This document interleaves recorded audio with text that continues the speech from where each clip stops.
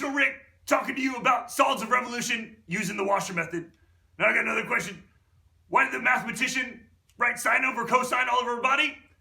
Because she wanted to get tan! Ha ha! Whatever you say, Stone Cold Steve Austin. First thing we're going to do is review a solid of revolution. That would be a solid created when a region in the plane is revolved about a line. So here you can see we have this two-dimensional region in our plane, and it is connected to this line. Now, what's going to happen is we're going to take that two-dimensional region, and we're going to revolve it about this line to create this solid of revolution over here, this three-dimensional figure.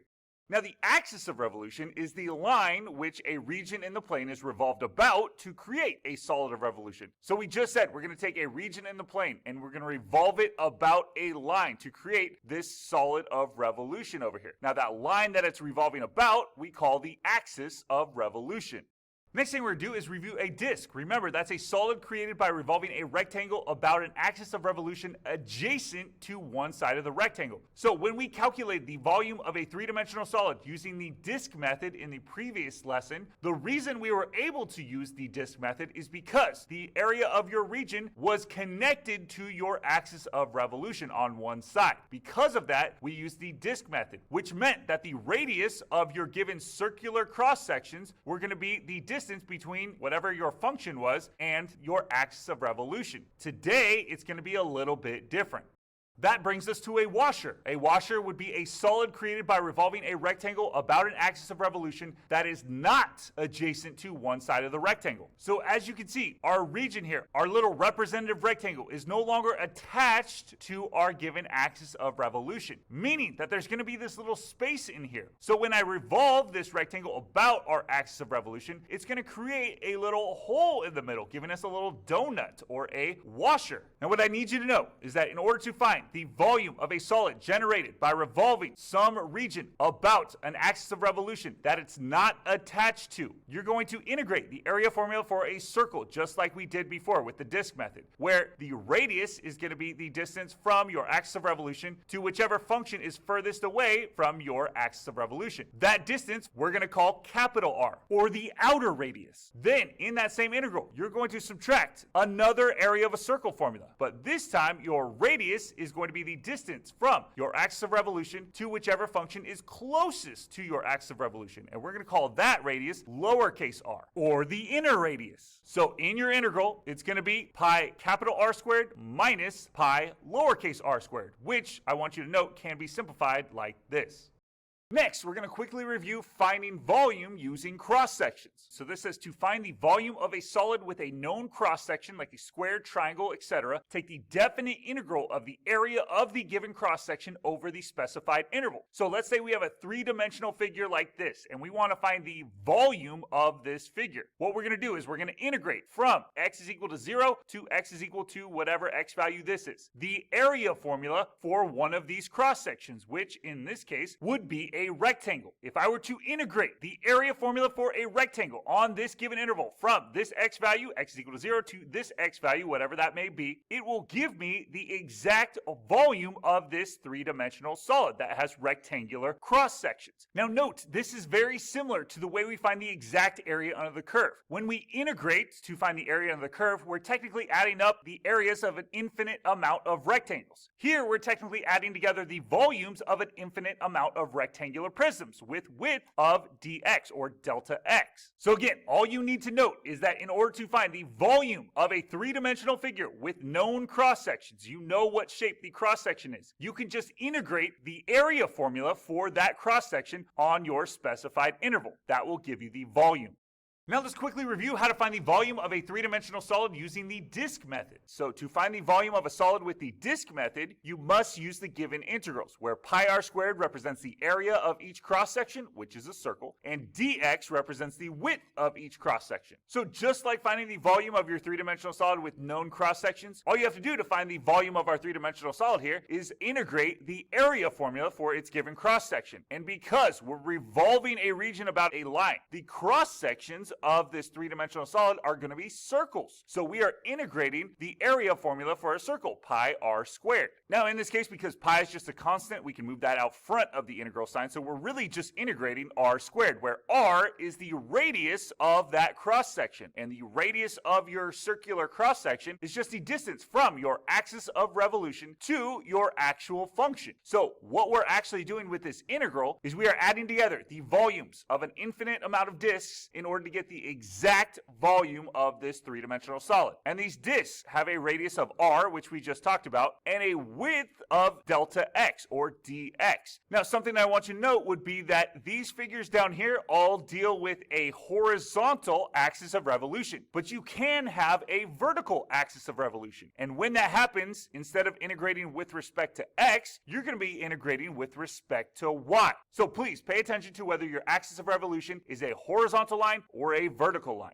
Next, we're going to talk about how to find the volume of a three-dimensional solid using the washer method. So to find the volume of a solid using the washer method, you must use the given integral, where capital R of x represents the outer radius, lowercase r of x represents the inner radius, and dx represents the width of each cross-section. So just like finding the volume of a three-dimensional solid with known cross-sections, in order to find the volume of a three-dimensional solid that's generated by taking the area of this region right here and revolving it about an axis of revolution, we just have to integrate the area formula for a given cross section. And in this case, the cross sections are washers. So what is the area formula for a washer? Well, a washer is just the area of a big circle minus the area of a little circle. So in this case, we're integrating pi times capital R squared minus pi times lowercase r squared, which we know we can factor out a pi from each of those and move that out front of our integral sign. That's where this definite integral comes from. Now, it's very important to note that your capital R of x, or your outer radius, is the distance from your axis of revolution to whichever of your functions that you're given is furthest away from your axis of revolution. Your lowercase r of x, or your inner radius, is going to be the distance from your axis of revolution to whichever of the two functions that you're given is closer to your axis of revolution. And again, what's happening is you're taking this area, you're revolving it about your axis of revolution to create this three-dimensional solid. And this integral right here is going to add up the volumes of an infinite number of washers to give us the exact volume of this three-dimensional figure.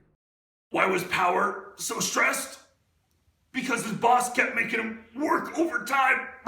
It's example time. Now, example 1 says find the volume of the solid formed by revolving the region bounded by the graphs of y is equal to the square root of x and y is equal to x squared about the x-axis. Now, notice that this is much different than the disk method because the area of your region is not fully connected to your axis of revolution. It intersects it at one point, but it's not fully connected. Because of that, when you revolve this region about your axis of revolution, you're going to create cross sections that are washers, meaning we're going to have to use the washer method in order to find the volume of this three-dimensional figure. Now remember, in order to use the washer method, we just need to use that integral. That's pi times the integral from a to b of our outer radius squared minus our inner radius squared, which is just, remember, an offshoot of pi r squared minus pi r squared. We just factored it. So the first step in evaluating that definite integral is we need to figure out what interval are we integrating on. So what would be our interval? Well, it's no longer wherever our function intersects the axis of revolution because it only intersects it at one point. We need to figure out where these two functions intersect one another. So we're going to have to set these two functions equal to one another and solve for x. That will give us the x values at which they intersect. So how do we solve this for x? Well, we need to get rid of the square root. So we're going to square both sides of the equation. We then are going to subtract x to the other side to get everything to one side. We then see that each of these terms has an x that we can factor out. And now this x cubed minus 1 is technically a difference of cubes. So we can actually factor that into this right here. Now, since this times this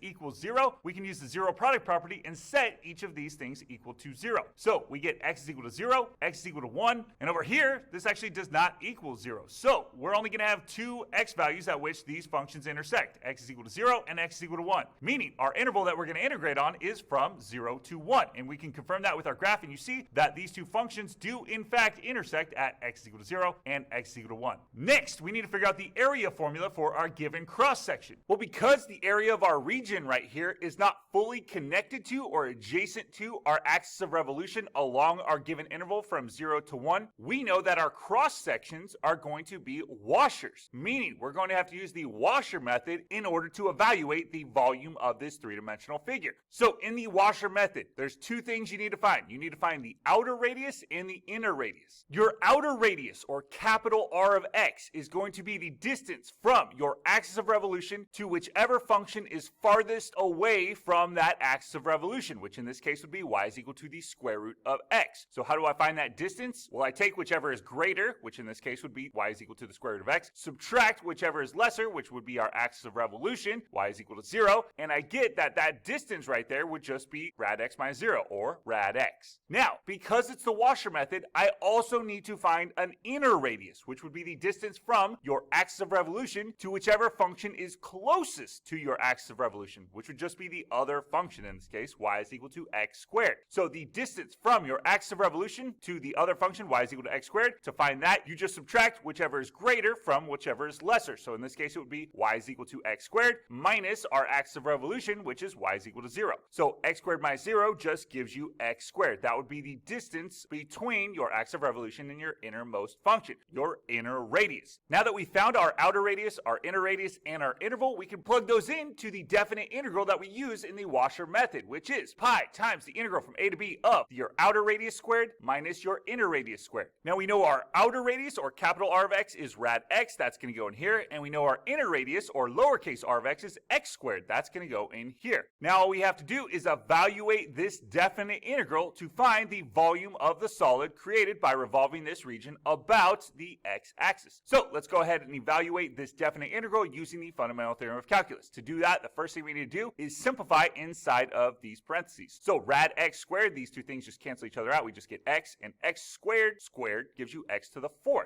We then can evaluate this using the fundamental theorem of calculus. We take the antiderivative of each term. We then use the fundamental theorem of calculus by taking our upper limit of integration 1, plugging it in for each of the x's, and subtracting when we take our lower limit of integration 0, plugging it in for each of the x's. We simplify and we end up getting pi times 3/10, which is just 3 pi over 10. That is the volume of the solid generated by revolving the area of that region about the x-axis.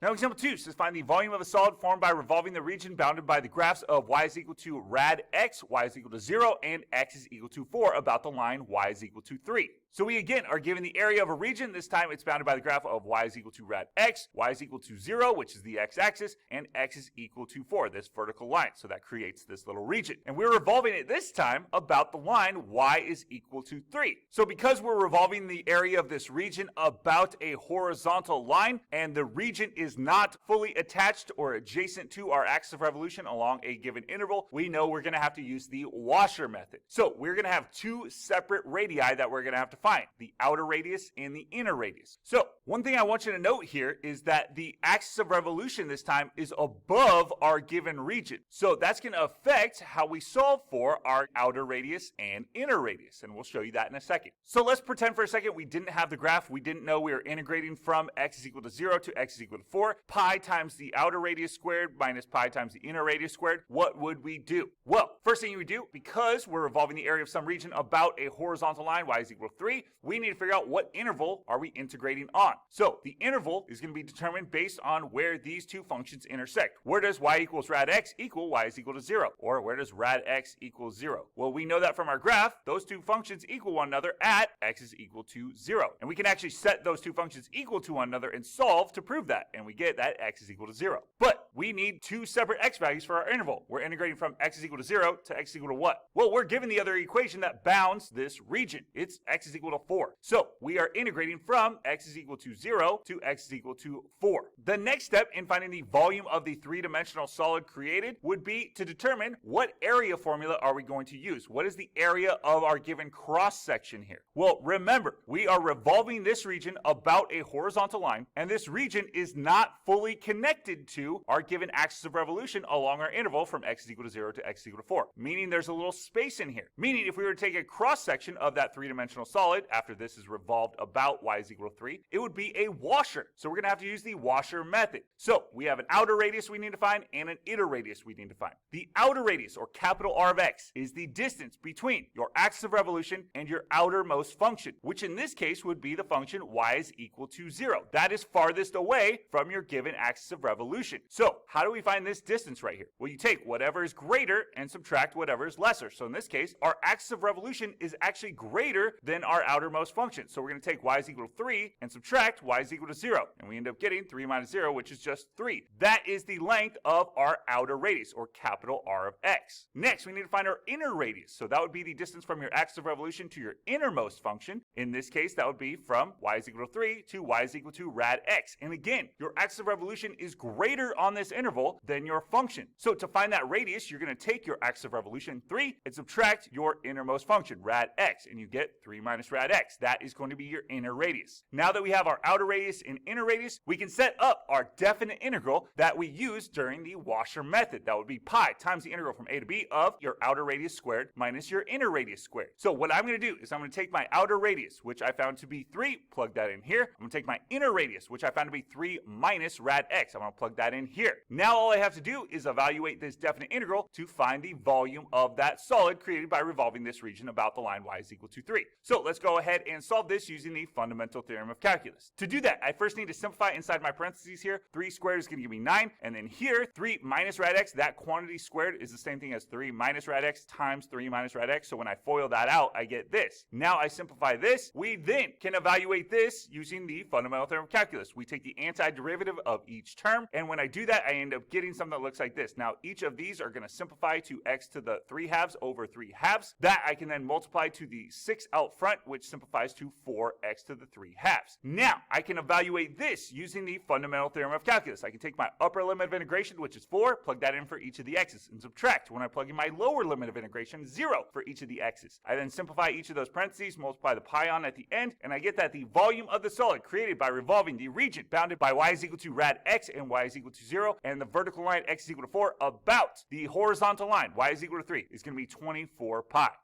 Now example 3 says find the volume of the solid formed by revolving the region bounded by the graphs of y is equal to x squared plus 1, y is equal to 0, and x equals 1 about the y-axis. So there are a few different things going on this time. First is that we were revolving about the y-axis, which would be a vertical line. Before, in our previous 2 examples, we've been revolving about a horizontal line, which allowed us to integrate with respect to x. Because we were revolving about a vertical line this time, we need to integrate with respect to y. The second unusual thing involves our region right here. So note, from y is equal to 0 to y is equal to 1, remember we are integrating with respect to y, so we're looking at our interval in terms of y, not x this time. So from y is equal to 0 to y is equal to 1, our region is fully connected to or adjacent to our axis of revolution. Meaning, on this given interval from y is equal to 0 to y is equal to 1, we can use the disk method in order to find the volume of the solid generated by revolving this region about the y-axis. But from y is equal to 1 to y is equal to 2, our region is no longer fully connected to or adjacent to our given axis of revolution. Instead, we're going to have an outer radius and an inner radius. Meaning, on the interval from y is equal to 1 to y is equal to 2, we would have to find the volume of the solid created by revolving this region about the y-axis using the washer method. So, for this particular example, we're going to have to set up 2 separate definite integrals in order to find the volume of this 3-dimensional solid. So, let's go about doing that. Because we're revolving about a vertical line, the y-axis, we need to make sure that all of our functions are in terms of y, not x. So we're going to solve this function right here for x to make it in terms of y. So how do we solve this for x? We subtract 1 on both sides, we square root both sides, we get x is equal to plus or minus the square root of y minus 1. But we only take the positive version, the principal root, because that's the portion of our function that exists from the y-axis, x is equal to 0, to x is equal to 1. Now I'm going to rewrite this so it's just f of y. right, this is our function now in terms of y. So what we can do then is we can solve for our interval that we're going to integrate on. Remember, because we're integrating with respect to y, our interval has to be in terms of y values, not x values. So if you remember what our graph looked like, we're technically going to have two separate intervals. The first one would be from y is equal to 0 to y is equal to 1, where our region is fully attached or adjacent to our axis of revolution. Therefore, we're going to have to use the disk method on that given interval. Then we're going to integrate from y is equal to 1 to y is equal to 2 using the washer method because our region is no longer fully attached or adjacent to our axis of revolution. Next, we need to determine our outer radius and inner radius on each of these given intervals. Well, let's take this interval by interval. So we'll start with the interval from y is equal to 0 to y is equal to 1. Notice that this region is fully attached or adjacent to our axis of revolution. Therefore, we're going to use the disk method here. And in the disk method, you only need one radius. The radius is going to be the distance from your axis of revolution to your equation out here. Well, what is your equation out here? That would be the vertical line x is equal to 1. So how do we find that distance? Well, we take whatever is greater and subtract whatever is lesser. Well, because in this case, we're dealing with vertical lines. Whatever is greater is going to be whatever is farthest to the right, whatever has greater x values. So we're going to take x is equal to 1 and subtract x is equal to 0. And when you do that, you get 1. That's the radius we're going to use when we're using the disk method on the interval from y is equal to 0 to y is equal to 1. Now let's take a look at the interval from y is equal to 1 to y is equal to 2. Notice that our region is no longer fully attached to our axis of revolution. Therefore, we're going to have to use the washer method. And the washer method requires both an outer radius and an inner radius. To find your outer radius, capital R of y in this case, we are going to find the distance from your axis of revolution to whichever equation is farthest from your axis of revolution. And recall, because we're integrating with respect to y, the equation that's farthest from your axis of revolution is whichever one has greater x values on this given interval, from y is equal to 1 to y is equal to 2. That would be the vertical line x is equal to 1. So our outer radius is going to be the distance from x is equal to 1 to x is equal to 0, our axis of revolution. So if we subtract those two values, we end up getting that our outer radius is again 1, just like it was over here, and that makes sense. Next, because we're using the washer method on this given interval from y is equal to 1 to y is equal to 2, we need to find our inner radius, which would be the distance from our axis of revolution to whichever function is closest to our axis of revolution, which in this case would be our equation f of y, which is the square root of y minus 1. So how do I find that distance? Well, I take whatever is greater and subtract whatever is lesser. So it's going to be the square root of y minus 1 minus 0. That will give me the distance or length of my inner radius. So if I simplify that, I just get the square root of y minus 1. So now I have my radius for my disk method that I'm going to use on the interval from y is equal to 0 to y is equal to 1, and I have both of my radii that I'm going to use for my washer method from y is equal to 1 to y is equal to 2. So let's set up our definite integrals now. Remember, on the interval from y is equal to 0 to y is equal to 1, we're using the disk method. So we're only going to need one radius, and remember to multiply that by pi. Then, on the interval from 1 to 2, we're using the washer method, so we're going to need those two separate radii. Remember to multiply that by pi as well. We then plug in what we know. On the interval from y is equal to 0 to y is equal to 1, we're plugging in our radius, which is 1. That goes in there. On the interval from y is equal to 1 to y is equal to 2, we're plugging in our outer radius, which is 1, there, and our inner radius, which is rad, y minus 1, there. We can now simplify and evaluate each of these definite integrals, then use the fundamental theorem of calculus to figure out what our volume is. So let's simplify each of these definite integrals first. Inside of our parentheses here, 1 squared is just going to be 1. 1 squared is going to be 1, and then the square root of y minus 1 squared. Those two things cancel each other out and just give us y minus 1. We then simplify over here, and we end up getting two separate definite integrals that we are now ready to integrate. So let's integrate and then use the fundamental theorem of calculus. First, we need to find the antiderivative of each of these. The integral of 1 dy is just going to be y. Over here, the integral of 2 minus y, we integrate each of those separately. We get 2y minus y squared over 2. We then evaluate each of these separately using the fundamental theorem of calculus. Here, we're going to take our upper limit of integration 1, plug that in for y, and subtract when we take our lower limit of integration 0 and plug that in for y. Over here, we're going to take our upper limit of integration 2, plug that in for each of the y's, and subtract when we take our lower limit of integration 1 and plug that in for each of the y's. We then simplify inside of each of these parentheses, and then remember, once we simplify, to multiply the pi's on, and we end up getting pi plus pi over 2, which is 3 pi over 2. That would be the volume of the solid generated by revolving the region bounded by each of these lines about the y-axis.